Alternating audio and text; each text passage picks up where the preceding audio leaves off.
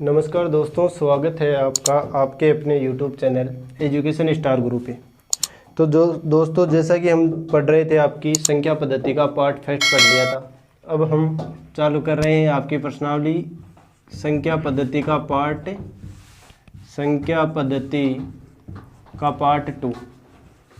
Part two. अब देखो, इसमें एक तो जो बोर्डमास का नियम है वो हल करेंगे, एक जो यूक्लिड विभाजन प्रमेय है वो हल करेंगे। ये छोटे छोटे प्रश्न हल करेंगे। जैसे आपको मैं एक पहले यूक्लिड विभाजन प्रमेय के बारे में बता देता हूँ।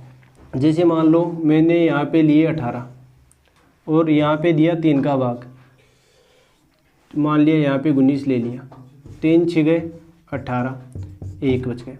तो देखो, जिसका भाग दे रहे हैं उसे तो कहेंगे भाजक, जिसमें भाग दे रहे हैं उसे कहेंगे भाज्य, और जो भाग देने पर भागफल प्राप्त हो रहा है, मतलब जो मान प्राप्त हो रहा है उसे कहेंगे हम भागफल, और जो नीचे बच रहा है उसे कहेंगे हम शेषफल, तो यहाँ पे एक प्रमेय बनती है, भाज्य बराबर भाजक इंटू भागफल और प्लस शेषफल। इसका मतलब ये है, यदि हम 3 और 6 को अर्थात भाजक और भागफल को गुणा करके जो शेषफल है वो जोड़ दें तो हमें क्या प्राप्त हो जाएगा? भाज्य प्राप्त हो जाएगा। देखते हैं भाज्य प्राप्त होता है या नहीं। भाजक है आपका 3 इंटू भागफल है आपका 6 और प्लस शेषफल है आपका 1। तो देखो 6 3 18 प्लस 1 बराबर 19, और भाज्य भी कितना है हमारा? 19। देखो ये प्राप्त हो रहा है। ये है आपकी यूक्लिड विभाजन प्रमेय। इसके साथ साथ आपको 2-3 सूत्र याद करने हैं। बोर्डमास का नियम सिखाएंगे। देखो, बोर्डमास का नियम ये कहता है, किसी भी प्रकार के प्रश्नों को सोल्व करने से पहले यदि प्रश्न में छोटा कोष्टक है या मझला कोष्टक है या बड़ा कोष्टक है या भाग है, गुणा है, प्लस है और माइनस है, ये है ना, तो सबसे पहले आप छोटे कोष्टक को हल करोगे, फिर मझले कोष्टक को हल करोगे, फिर बड़े कोष्टक को हल करोगे, फिर भाग को हल करोगे, फिर गुणा को, और फिर प्लस को, और फिर माइनस को। ये मतलब क्रम वाइज हल करना है आपको। क्रम वाइज हल करना है।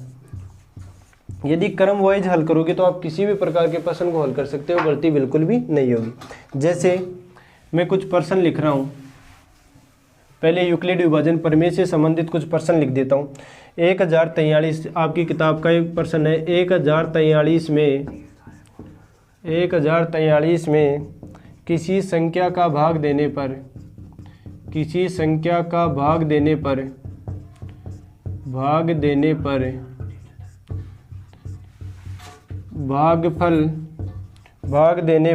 भागफल 11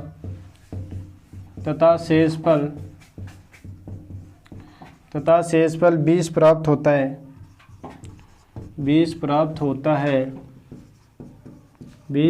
होता है,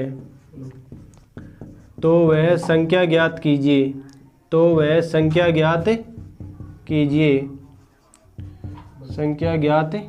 कीजिए। देखो, प्रश्न दे रखा है 1043 में किसी संख्या का भाग देने पर भागफल 11 तथा शेषफल 20 प्राप्त होता है, तो वह संख्या ज्ञात करनी है। प्रश्न ये बोल रहा है, ये है 1043 में किसी संख्या का भाग देना है, जो भाजक है वो हमें पता करना है। किसी संख्या का भाग देना मतलब भाजक का मान नहीं दे रखा है, तो जिसका मान निकालना है उसे मान लेते हैं हम x। ठीक है, भागफल दे रखा है 11 और शेषफल दे रखा है 20। तो देखो, यहाँ पे यूक्लिड विभाजन प्रमेय लगानी है। यूक्लिड विभाजन प्रमेय ये कहती है, भाज्य बराबर है भाजक इंटू भागफल प्लस शेषफल। तो देखो, भाज्य कितना है यहाँ पे? 1043 भाज्य है आपका 1043 इंटू भाजक है आपका x, और x का मान ही हमें निकालना है, इंटू भागफल है देखो 11 और प्लस शेषफल है 20। तो देखो 1043 के 1043 x को 11 से गुणा किया तो 11x और प्लस 20। आप यहीं पे रख सकते हो या इसको उठा के यहाँ रख दो, इसको उठाकर वहाँ रख सकते हो आप। जैसे 11x + 20 हल करने में सुविधा हो जाएगी, बराबर 1043। 43, ये सही है यहाँ तक। अब देखो हमें तो x का मान निकालना है, तो 11 तो x के गुणा में है, तो 11 तो ऐसा कैसा 1043, ये प्लस में उधर पक्षांतरण कर दो 20, तो देखो 11x बराबर 1043 में से 20 निकालोगे तो आपका बच गया 1023, 3 में 0 23। अब देखो यहाँ पे x अकेला x का मान चाहिए 11 गुणा में, तो ये 1023 के कहाँ पे चला जाएगा, भाग में। यहाँ पे बता देता हूँ 11x बराबर 1023, तो देखो x बराबर हो गया आपका 1023 बटे 11। x बराबर देखो 1023 में 11 का भाग दोगे तो देखो 11 9 99, तो ये बच गए आपके 3 और 3 11 33 0, तो ये x का मान आ गया आपका 93। क्या आ गया 93। तो देखो इस प्रकार के प्रश्न यूक्लिडी विभाजन प्रमेय से संबंधित है, कुछ ही नहीं। यदि यहाँ पे भाजक पूछे, भाजक की जगह भागफल भी पूछ सकता है भाजक देकर, या भागफल और भाजक देकर शेषफल भी पूछ सकता है, या भाजक भागफल और शेषफल देके भाज्य भी पूछ सकता है। इनमें से एक चीज कुछ भी पूछ सकता है, तो आप इस सूत्र से आप बिल्कुल भी उस प्रश्न को हल कर सकते हो। तो आगे दोस्तों आगे देखो, आप क्वेश्चन नंबर है आप अब देखो क्वेश्चन नंबर 2 है। जैसे अब बोर्ड मास के नियम से संबंधित कुछ प्रश्न करेंगे। आपकी किताब का है 67 84 इंटू 786 प्लस 67 84 इंटू 214 देखो इसको हल करना है, हल कीजिए ध्यान से देखना है। देखो बोर्ड का मास का नियम तो ये कहता है कि पहले छोटा कोष्टक, फिर मझला कोष्टक, फिर बड़ा कोष्टक, फिर भाग, फिर गुणा, फिर प्लस और फिर माइनस।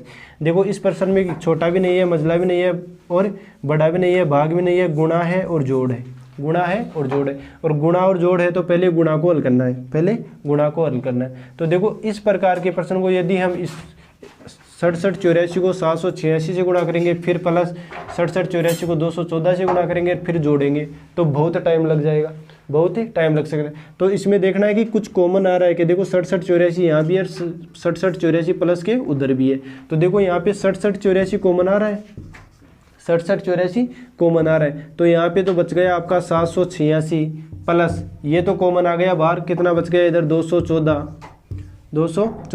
देखो 67 84 बाहर कॉमन है, 786 में 214 जोड़ोगे तो आपके हो गए 1000, और 67 84 को गुणा करना है आपको 1000 से, तो डायरेक्ट 67 84 3000 हो तो 3 जीरो लगा दो, और 100 हो तो 2 जीरो लगा दो, 10,000 हो तो 4 जीरो लगा दो, ये हो गया आपका उत्तर। देखो कुछ ही सेकंडों में प्रश्न का उत्तर हल हो गया, और यदि हम इसे वैसे गुणा कर दे तो कम से कम 5 या 6 मिनट लग जाती। इसी प्रकार आपका दूसरा प्रश्न है, देखो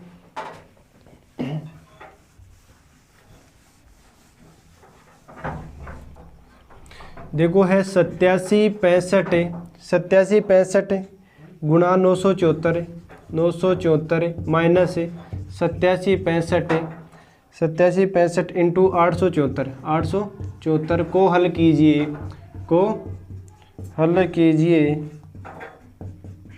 देखो ध्यान से देखना है, वही काम करना है। देखो कुछ कॉमन आ रहा है तो पहले कॉमन लेकर देखो, और कॉमन नहीं आ रहा है वो बात की बात है, गुणा करेंगे क्या करेंगे। तो देखो कॉमन आ रहा है 87 65 और 87 65, तो आप ले लो 87 65 कॉमन ले लो, यहाँ पे बच गया आपका 974 इन माइनस यहाँ पे बच गया आपका 876।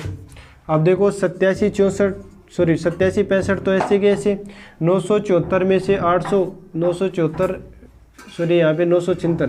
976 में से 876 निकालेंगे तो कितने बच गए 100, कितने बच गए 100, ये देख लो ना 976 और 876 100 बच गए, ठीक है।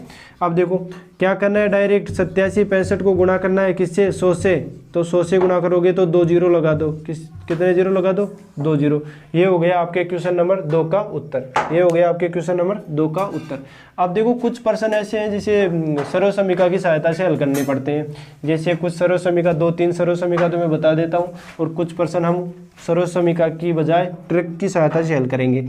जैसे सर्व समीकरण एक तो ये याद रखनी है, a + b का होल स्क्वायर, a + b का होल स्क्वायर का सूत्र होता है भाई a² + b² + 2ab, एक तो ये हो गया A square plus B square plus 2ab, ये तो हो गई आपकी ए प्लस बी का होल स्क्वायर। इसके बाद में याद करनी है आपको ए माइनस बी का whole square, A minus B का होल स्क्वायर। इसका सूत्र होता है A square plus B square minus 2ab। ये दो सूत्र याद करने हैं। इसके बाद में देखो एक और याद कर सकते हो आप, ए प्लस बी की होल क्यूब। इसका सूत्र होता है ए की क्यूब प्लस बी की cube plus 3a square B plus 3b square A. ये तीन सर्वसमीका तो आपको याद रखनी ही रखनी है, ये तीन तो आपको याद रखनी ही रखनी है। इसके अलावा देखो एक सर्वसमीका ये भी याद रख सकते हो, ए प्लस बी का होल स्क्वायर, ए प्लस बी का होल स्क्वायर। ये नहीं, आपको ये याद रखनी है, A square minus B square बराबर क्या होगा, ए स्क्वायर माइनस बी स्क्वायर के बराबर होता है आपका ए प्लस बी और ए माइनस बी, ए प्लस बी और ए माइनस बी। इसके साथ साथ बस ये चार सर्वसमीका याद रख लो आप, तो ये चार सर्वसमीका ही आप याद रख ले। इससे देखो अब हम प्रश्न हल करेंगे कुछ, जैसे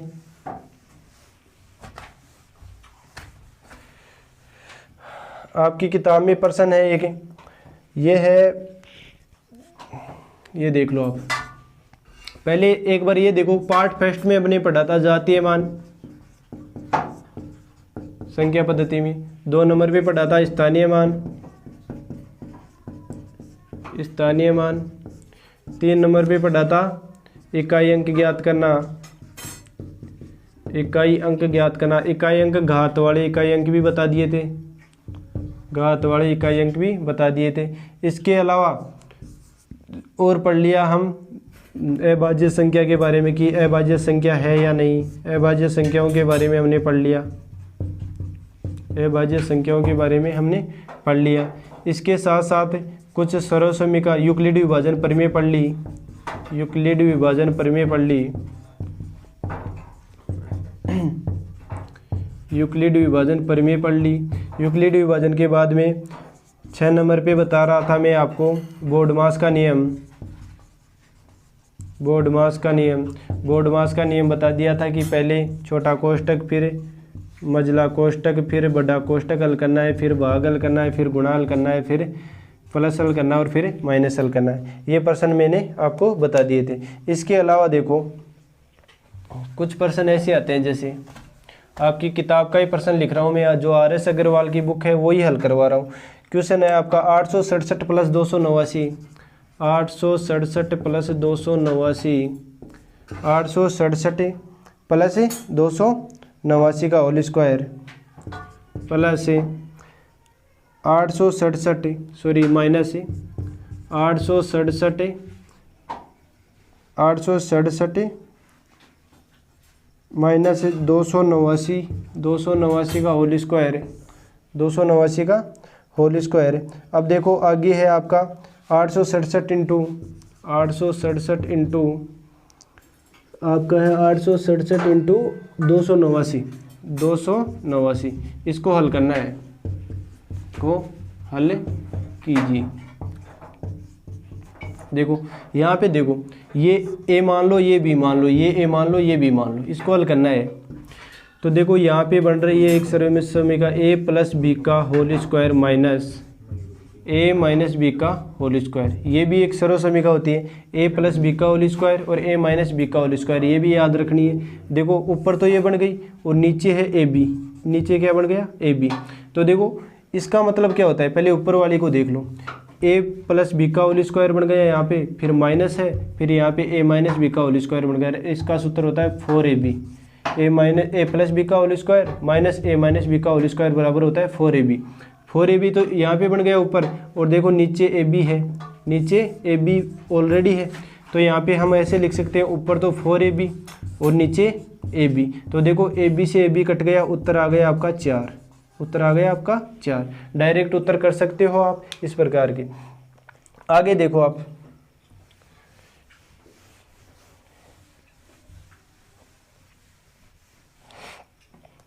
एक प्रश्न और लिख देता हूँ, लास्ट प्रश्न है आज के लिए। इकाई अंक जो कल नहीं बताया था, घात 0 वाला इकाई अंक। देखो मान लो कोई संख्या दे रखी है 41 की घात 61 इंटू 42 की घात 62 इंटू 43 की घात 36 में इकाई का अंक ज्ञात कीजिए। में इकाई अंक ज्ञात कीजिए। अंक ज्ञात कीजिए। देखो ध्यान से समझना है, कुछ नहीं, वही जो कल काम बताया था वही करना है। इकाई अंक उठाना है 1 और 1 की घात लगाना है 61 इंटू इसका भी इकाई अंक उठाना है 2 और 2 की घात लगानी है 62। फिर ये इसका भी इकाई अंक उठाना है और इसकी भी घात लगानी है जो दे रखी है 36। अब क्या करना है घातों में, अब घातों में 4 का भाग देना है। घातों में 4 का भाग देना है। देखो 4 एकम 4 बच गए 2, 1 4 पंचे 20। जो शेषफल बच रहा है, जो शेषफल बच रहा है उसे ही घात के रूप में लगा देना है। देखो 1 और यहाँ पे शेषफल बचा 1 इंटू यहाँ पे 2 और यहाँ पे देखो 62 है। यदि 62 ले हो तो शेषफल कितना बचेगा 2, तो यहाँ पे 2 लगा दो इंटू 3। अब देखो 3 36 में देना है 4 का भाग और 4 नाम 36। देखो शेषफल कितना बच रहा है 0। यदि शेषफल 0 बचे, ये बात नोट करनी है, यदि शेषफल 0 बचे तो घात के रूप में 4 लगाते हैं। घात के रूप में क्या लगाते हैं 4। तो यहाँ पे लगानी है आपको 4। तो देखो 1 की घात तो 1 इंटू 2 की घात 2, 2 इंटू 2 इंटू 3 की घात 4, 3 इंटू 3 इंटू 3 इंटू 3, ये हो गई। अब देखो ऐसे गुणा करोगे तो भी टाइम लगेगा। इकाई अंक ज्ञात करना है। पहले 1 को 2 से करो 2, फिर 2 को 2 से करो 4, फिर 4 को 3 से करो 4 8 4 3 12। देखो 12 बन गए, 2 अंक बन गए, 1 को काट दो, कितना बचा 2। फिर 2 को 3 से करो 2 3 6 और 6 को 3 से करो 6 6 6 दूनी 12 6 3 18, 2 अंक बने, 1 को काट दो। फिर 8 को 3 से करो 8 3 24, 24 बने, 1 को काट दो। इकाई अंक कितना आ गया 4। इकाई अंक कितना आ गया 4। तो बस दोस्तों आज के लिए बस इतना ही। आगे वाला पार्ट जल्दी ही मिलेगा आपको। धन्यवाद।